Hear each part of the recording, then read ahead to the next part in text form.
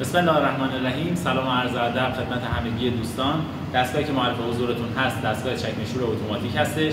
این دستگاه از استیل جنس 304 ضد زنگ و ضد فرسایی ساخته شده و سیستم کفشور و ساقشور در نظر گرفتیم، سیستم ضد عفونی کننده دست در نظر گرفتیم، محلی واسه نگهداری مواد ضد عفونی کننده تعبیه شده، سیستم حفظ تعادل داره، سنسورهای واسه ورود و خروج کاربر در نظر گرفتیم.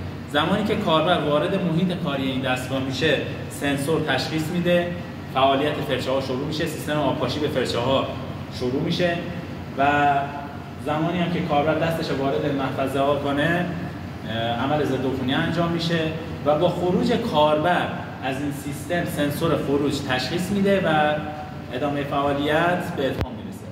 حالا از دوست عزیزمون میخوایم یه بار این مراحل رو طی کنه تا شما با سیستم آشنا بشید. زحمتی وارد بشید.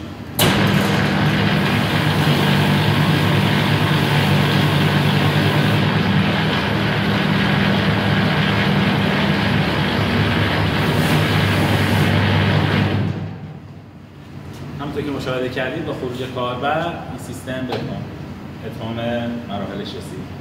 امیدوارم خوب و خوش و سلامت باشید. خدا نگهدارتون.